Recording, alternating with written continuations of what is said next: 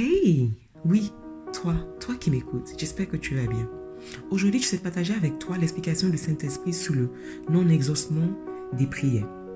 Il faut absolument que tu saches que, des fois, ta demande à Dieu sera probablement non exaucée, même sous le nom de Jésus-Christ. Cependant, ne laisse pas la frustration ou la faiblesse t'empêcher de continuer à croire dans la puissance de Dieu.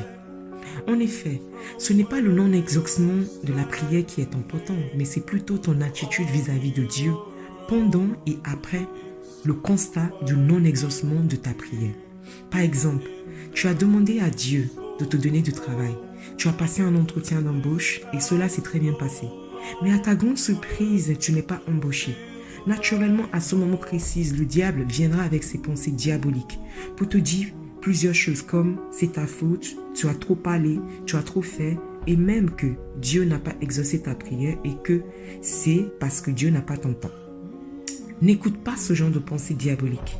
En effet, c'est écrit dans Ésaïe chapitre 43, verset 4 que tu as de la valeur et de l'importance aux yeux d'Éternel et que Éternel t'aime.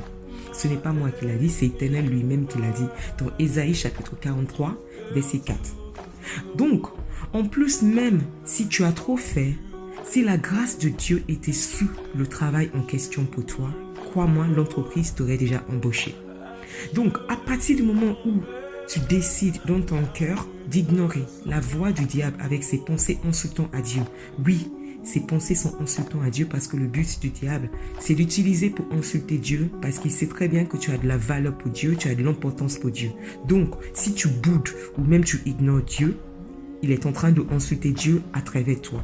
Mais si toi, tu décides d'ignorer la voix du diable et donc tu décides de continuer à faire confiance à Dieu, tôt ou tard, tu vas forcément récolter le fruit de la grâce de Jésus-Christ.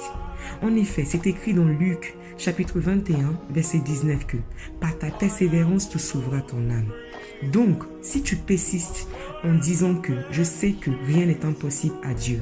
Je sais que toute chose faite par Dieu est bonne. » Et naturellement, tu auras le courage de continuer à avancer en cherchant d'autres travail et à un moment donné, tu atteindras ton objectif en trouvant du travail.